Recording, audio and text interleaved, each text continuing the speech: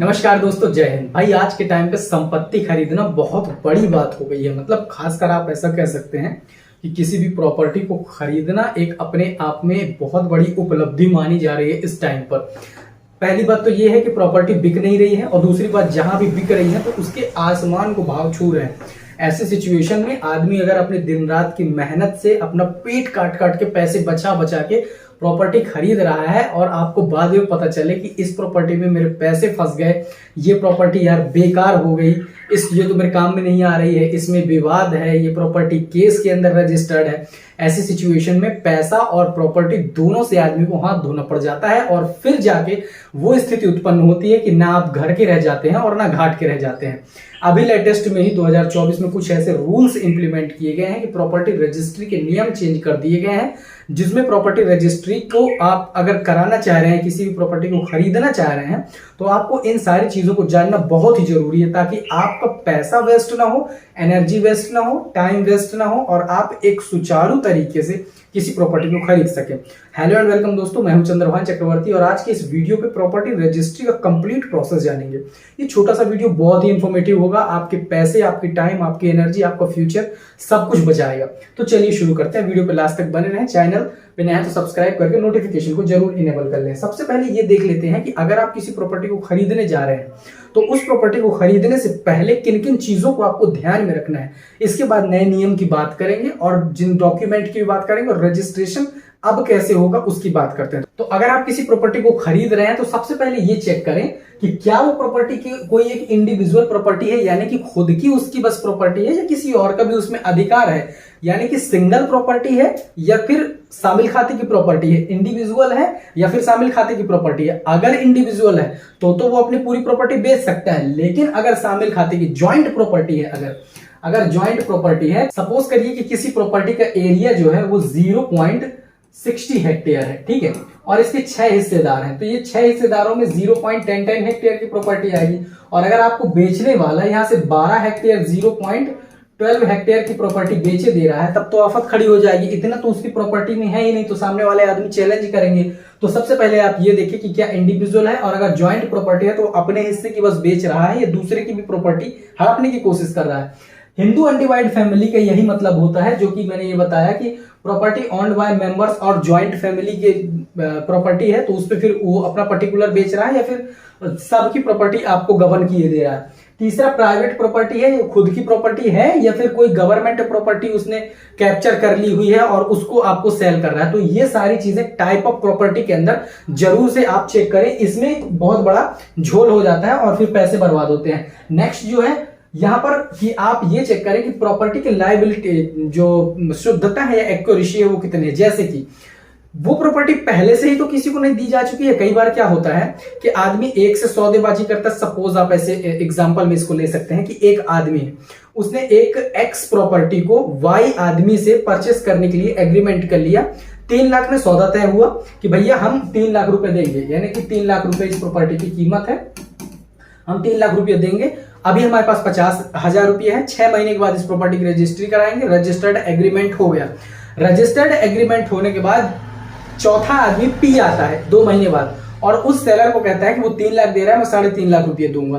तो वो आदमी लालच में आकर 3.5 लाख वाले को बेच रहा है, लेकिन उसने एग्रीमेंट रजिस्टर्ड तो इसके साथ कर रखा है। ऐसे सिचुएशन में भी प्रॉब्लम आती। तो आप ये चेक करें कि क्या वो प्रॉपर्टी कहीं पर रहन गहन में तो नहीं रखी हुई है, कहीं बैंक से लोन तो नहीं है उस पर, और अगर लोन है तो पहले उसको क्लियर कराइए। अगर मॉर्टगेज में रखी हुई है तो उसको क्लियर कराइए।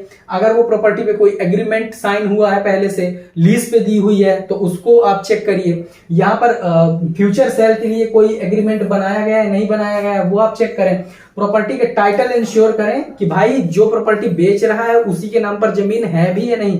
इसके लिए आप खसरा नक्शा चेक कर सकते हैं, जो कि लैंड रिकॉर्ड की वेबसाइट पर जाकर आप इजीली देख सकते हैं। लेकिन मैं आपको रिकमेंड करूंगा कि आप प्रेजेंट का ना देख के पिछले 10 साल तक का आप देखें। 10 साल तक का जब आप देखेंगे तो इस पे चांसेस ये हो जाते हैं इंश्योर करने में कि हाँ भाई, अगर इसने प्रॉपर्टी खरीदी है तो आज से 5 साल पहले इस आदमी के नाम पर थी तो इस आदमी ने खरीदा है, और अगर इसी के नाम पर थी तो कंटिन्यू 10 साल से इसी के नाम पर आ रही है। इन सारी चीजों को आप चेक करें। नेक्स्ट, अगर आप किसी प्रॉपर्टी को खरीदने जा रहे हैं तो उसमें सबसे पहली इंपॉर्टेंट चीज आप ये जरूर चेक कर लें कि क्या उस प्रॉपर्टी का यूज करके कोई कार लोन, हाउस लोन या फिर किसी प्रकार का अन्य लोन तो नहीं लिया गया है। और अगर वो लोन लिया गया है तो उस लोन को उसने चुकता भी किया है या नहीं किया है। कई बार क्या होता है कि प्रॉपर्टी जो होती है उसका यूज करके आदमी लोन ले लेता है, जैसे कि हाउस लोन ले लिया या फिर प्रॉपर्टी को गिरवी रखकर और उससे किसी प्रकार का कार लोन ले लिया और वो प्रॉपर्टी बंधक हो जाती है बैंक में। और अगर प्रॉपर्टी बंधक है और बंधक वाली प्रॉपर्टी तो पहली बात बिकती नहीं है, तो आप उसको ये क्लियर कर ले कि भाई किसी प्रकार का एग्जिस्टिंग लोन है तुम्हारी प्रॉपर्टी में या नहीं है। और अगर किसी प्रकार का एग्जिस्टिंग लोन है तो उसे आप क्लियर करें बैंक से। नो ऑब्जेक्शन सर्टिफिकेट उस प्रॉपर्टी का आप लें। सपोज करिए एक आदमी ने 5 लाख रुपए का लोन लिया था उस प्रॉपर्टी पर, अब उस लोन को उसने चुकता नहीं किया, बैंक की बंधक जमीन है, तो उससे पहले कहें कि भाई इसको पहले आप फ्री करो और हमें बैंक का नो ऑब्जेक्शन सर्टिफिकेट दो, इसके बाद ही आप प्रॉपर्टी को खरीदने की प्लानिंग बनाएं। नेक्स्ट जो इसमें आता है पावर ऑफ अटॉर्नी।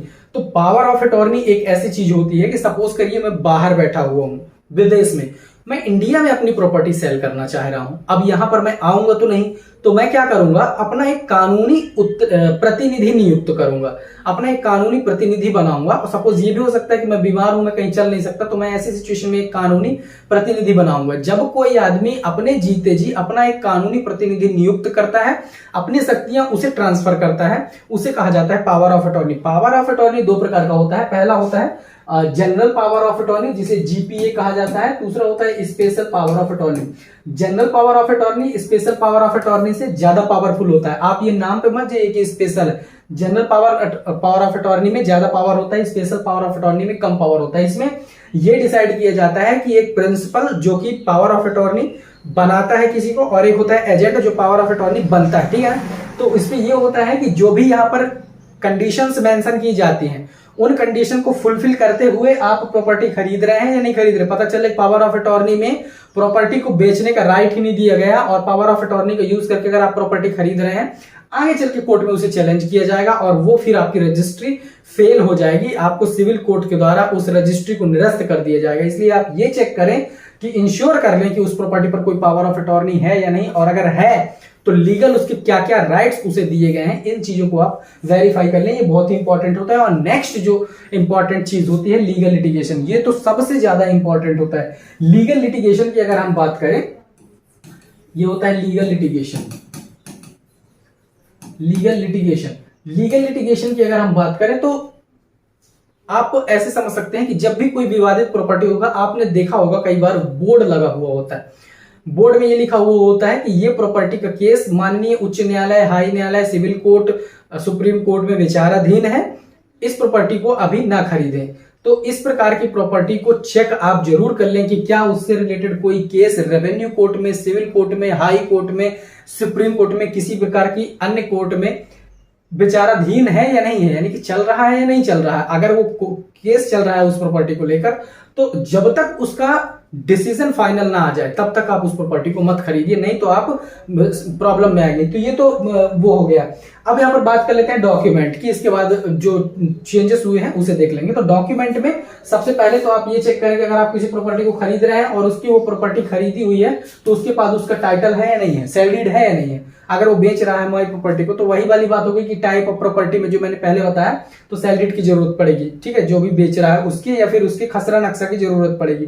जो भी प्रॉपर्टी है उसके डॉक्यूमेंट। दूसरा इनकम्बरेंस सर्टिफिकेट, ये होता है कि किसी भी प्रकार का प्रॉपर्टी फ्री है, लीगल लाइबिलिटीज नहीं है किसी भी प्रकार से। तीसरा नेक्स्ट होता है खाता सर्टिफिकेट, जो कि आपका खसरा नक्शा खतौनी हो गया। यहाँ पर नेक्स्ट आता है occupancy certificate, no objection certificate bank का, आइडेंटिटी प्रूफ और पावर ऑफ अटॉर्नी अगर है तो इन सारे डॉक्यूमेंट्स की आपको जरूरत पड़ेगी। इसी के साथ साथ आपको बायर और सेलर की प्रॉपर्टी के 3 दिशाओं में खड़े होकर फोटो लेने की जरूरत पड़ती है। साथ ही साथ कई बार ये हो जाता है कि पटवारी प्रतिवेदन की जरूरत पड़ती है, हालांकि अब नहीं पड़ती है। तो इन सारी चीजों का डॉक्यूमेंट होना जरूरी है, इसके बाद ही आप प्रॉपर्टी रजिस्ट्री के इनिशिएट कर सकते हैं। अब कराना कैसे है प्रॉपर्टी रजिस्ट्री, ये भी तो जानना जरूरी है। तो रजिस्ट्री कराने के लिए सबसे पहले डॉक्यूमेंट वेरीफाई आप करें। किसी भी प्रॉपर्टी को हम खरीद रहे हैं तो उसके आप डॉक्यूमेंट वेरीफाई करेंगे। डॉक्यूमेंट वेरीफाई करने के लिए आप ऑनलाइन पोर्टल उस गवर्नमेंट की वेबसाइट पर जा सकते हैं, किसी भी राज्य की आप हो, हर एक वेबसाइट का लैंड रिकॉर्ड पोर्टल है, वहां पर जाकर आप डॉक्यूमेंट वेरीफाई करें। नेक्स्ट आप स्टाम्प ड्यूटी कैलकुलेट करें। डॉक्यूमेंट वेरीफाई करने के बाद स्टाम्प ड्यूटी कैलकुलेशन, जो कि आप हर एक स्टेट की IGRS की वेबसाइट पर जाकर कर सकते हैं। मैंने इस पर डेडिकेटेड वीडियो बनाया है कि आप स्टाम्प ड्यूटी कैसे कैलकुलेट करेंगे, वो आप देख सकते हैं, डिस्क्रिप्शन में लिंक है, आई कार्ड पर भी शो हो जाएगा। तो आप ये पता लगा सकते हैं कि इसकी रजिस्ट्री में मुझे कितने पैसे इन्वेस्ट करने पड़ेंगे, कितना लगेगा। ड्राफ्ट करवाना है सेल डीड, जो कि आप सारे डॉक्यूमेंट लेकर रजिस्ट्रार ऑफिस जाएंगे, वहां पर बाहर बैठे होते हैं अर्जिनविस या रजिस्ट्रार या रजिस्ट्री लेखक, दस्तावेज लेखक या फिर सर्विस वेंडर जिसे कहा जाता है, उनसे आप सेल डीड बनवाएंगे। इसके बाद रजिस्ट्रार ऑफिस में 2 गवाहों के साथ में ये किया जाता है कि भाई आप ये प्रॉपर्टी बेच रहे हैं नहीं बेच रहे हैं। गवाहों की उपस्थिति में सील साइन होते हैं, पैसों का लेन देन होता है। नेक्स्ट रजिस्टर हो जाती है सेल डीड, रजिस्ट्रार अप्रूव करता है सेल डीड को और फाइनल आप अपनी सेल डीड को रिसीव कर देते हैं। इस प्रकार से आपकी प्रॉपर्टी की रजिस्ट्री हो जाती है। अब यहाँ पर जो नया रूल आया है कि प्रॉपर्टी की रजिस्ट्री के बाद आपकी प्रॉपर्टी तुरंत तो आपकी हो नहीं जाती है। अगर आप किसी प्रॉपर्टी की सेल डीड करा लेते हैं, सपोज करो कि हमने किसी प्रॉपर्टी को खरीद दिया, सेल डीड उसकी करा ली, सेल डीड होने के बाद प्रॉपर्टी आपकी नहीं होती, सिर्फ ये एक आइडेंटिटी प्रूफ होता है कि आदमी ने बेचा है। जब तक इस प्रॉपर्टी का म्यूटेशन नहीं हो जाता है, म्यूटेशन, तब तक ये प्रॉपर्टी आपकी नहीं मानी जाएगी। और म्यूटेशन कराने के लिए अब आपको कहीं जाने की जरूरत नहीं है। इसमें 15 दिन का टाइम लगता था, लेकिन अब ये नियम चेंज हो चुका है कि सेल डीड के साथ साथ ही विद इन 7 डेज आपका म्यूटेशन के लिए प्रोसेस इनिशिएट कर दिया जाएगा। तो आपका म्यूटेशन सेल डीड 7 दिन के अंदर आपको मिल जाएगा। इसमें आपको अलग से एप्लीकेशन करने की भी जरूरत नहीं पड़ेगी। तो आई होप आपको वीडियो काफी पसंद आया होगा, और अगर आपको वीडियो अच्छा लगा हो तो चैनल को सब्सक्राइब करके वीडियो को लाइक कर दे, दोस्तों के साथ शेयर कर दे। आपके मन में कोई डाउट हो कमेंट में पूछे। मिलेंगे नेक्स्ट वीडियो में, तब तक के लिए जय हिंद।